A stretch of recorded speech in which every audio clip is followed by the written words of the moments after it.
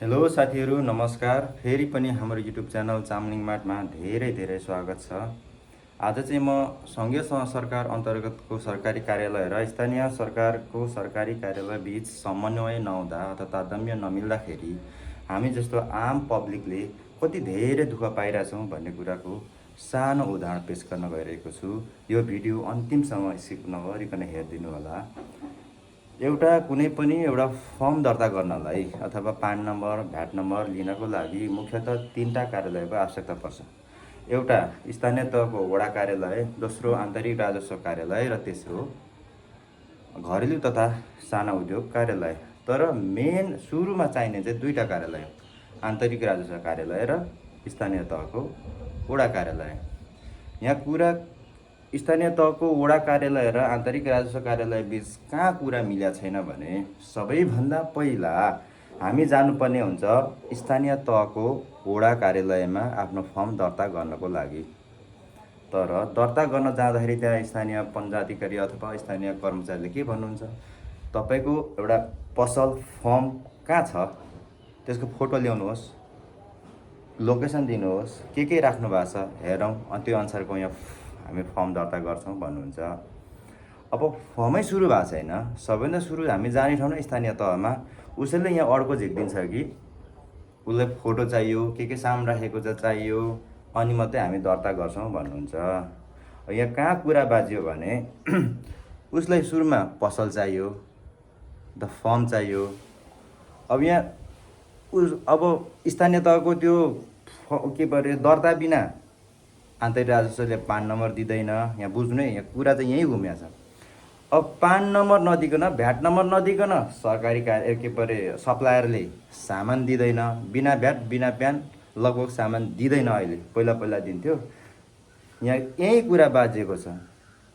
स्थानीय तहमा गयो उसलाई पसल देखा भन्छ, अनि यता आन्तरिक राजस्व गयो, आन्तरिक राजस्व कार्यालयमा पान नम्बर लिनु गयो अथवा भ्याट नम्बर लिनु गयो, स्थानीय तहको सिफारिसले भन्छ उहाँ दर्ता गर भन्छ। अनि स्थानीय तहमा यहाँ पसल चाहियो, पसल हुनलाई पान नम्बर चाहियो, पान नम्बर बिना सप्लाई गर्दैन। बाइ द वे कोही सप्लायरले पान नम्बर बिना सप्लाई गरिहाल्यो भने पनि आन्तरिक राजस्वले डन्डा लिएर बसेको हुन्छ, राम्रो फाइन हान्छ, 50,000 फाइन हान्छ सप्लायरलाई पनि दोकानवालालाई पनि। कसैले त्यो रिस्क लिनेवाला त छैन। यहाँ कि मेरो आफ्नो प्रोसेसन चाहिँ के छ, मेरो भनाइ चाहिँ के छ भने कि दोकानको फोटो बिना स्थानीय तहले फर्म दर्ता गरिदिनु पर्यो, कुनै पनि फर्मको बिना किन सुरु हो भनेर, कि नत्र स्थानीय तहको सिफारिस अथवा स्थानीय तहमा फर्म दर्ता नगरिकन आन्तरिक राजस्व कार्यालयले पान या भ्याट नम्बर दिनु पर्यो।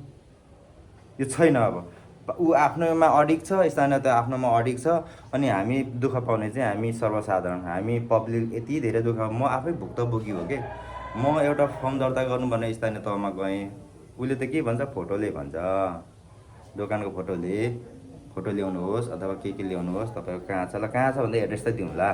दोकानै सुरु गरेर सर कसरी दिनु, कुरै मिलेको छैन। स्थानीय तहको यो वडा कार्यालय र आन्तरिक राजस्व बीच कुनै कुरा मिलेको छैन। यहाँ क्लियर एउटा कुरा के हुन्छ भने स्थानीय तहले दिनुपर्ने हुन्छ। नयाँ गर्दैछु भने चाहिँ फोटो माग्नु भएन, कि उसले फोटै माग्ने अनिवार्य गरेको हो भने सबैभन्दा पहिला पान नम्बर दिनु पर्यो। यहाँ त राजस्व लिनु त कम्पिटिसन छ। स्थानीय तहले उहाँ दर्ता भएपछि मजाले राजस्व लिने हो, कर लिने हो। आन्तरिक राजस्वले त झन् साह्रो अब अडिट गर्नुपर्छ, हरेक कुरामा कर लिइहाल्छ। अनि घरेलु लिने कर लिन्छ। कर लिनु चाहिँ उनीहरूकोमा अनिवार्य गरेछ, दर्ता नगरी नहुने। तर उनीहरू बिच चाहिँ तारतम्य नमिलेर समन्वय नमिलेर हामीले यति दुःख पाछौँ। मैले त लास्टमा भन्दा वडा कार्यालयबाट सिफारिसले मतलब फर्म दर्ता गरेर अनि भ्याट झिकेको हो। तर यति धेरै दुःख पाइन्छ। अब म फेरि यस्तो कुरामा त्यति छोड्नेवाला चाहिँ होइन, म बात बिहा त गर्छु। तर अब के गर्ने, त्यहाँ खर्दार स्तरको कर्मचारीलाई पनि उनीहरूको नियम हुन्छ, कानुन हुन्छ, ऐन हुन्छ होइन, त्यो अनुसार बोलेको हुन्छ, उहाँहरूले नै बोल्नु भएको हुन्छ। म भिड्नु त भिडेको वडा कार्यालय गएमा र आन्तरिक राजस्व कार्यालयमा मजाले भिडेको। यो चाहिँ संसारमै नहुने कुरा हो। यो नेपालको कानुन दैव जान्नु भन्थ्यो हो रहेछ भनेर कुरा म धेरैसँग विवाद चाहिँ गरेँ। विवाद गरेर के गर्नु, उनीहरूले नै कानुनभन्दा पर गएर केही कुरा दिने कुरा उनीहरूले कानुन ऐनै संशोधन गर्नुपर्ने हुन्छ। अब उनीहरूले यो स्थानीय तहले चाहिँ परिपत्रै गरेको छ अन्तर्राज्य राजस्व कार्यालयमा हाम्रो सिफारिस बिना तिमीहरूले पान नम्बर दिनु मिल्दैन भनेर पुरै परिपत्रै गरेको छ। अब यहाँको सिफारिस यहाँको फर्म दर्ता बिना माथि अब दिँदैन। त्यही भएर म चाहिँ भुक्तभोगी हो हजुरहरू। मलाई यति धेरै शास्ति भयो, लास्टमा चिने मान्छे एउटा भन्दा स्थानीय तहमा फर्म दर्ता गरेर माथि आन्तरिक राजस्व कार्यालय गएर दर्ता गरेर मैले चाहिँ दोकान खोलेको छु। सबैले यस्तै हो, नेपालको कानुन यस्तै छ। त्यही हुनाले यो भिडियो चाहिँ सबैतिर सेयर गरिदिनु होला, ताकि यो नेपालको तालुकदार मन्त्रालयसम्म पुगोस् कि हाम्रो यो तल एकदम ग्राउन्ड लेभलमा त यति धेरै समस्या पो रहेछ, सानो कुराले पनि यति धेरै समस्या पो रहेछ भनेर उहाँहरूलाई पनि थाहा होस्। यही कुरा आज अवगत गराउनु लागि मैले सानो भिडियो बनाएको थिएँ। हेर्नुभएकोमा धेरै धेरै धन्यवाद। फेरि पनि यस्तै इन्फर्मेटिभ भिडियोहरू लिएर आउने नै छु। हस् त, त्यतिको लागि धेरै धेरै धन्यवाद। नमस्ते।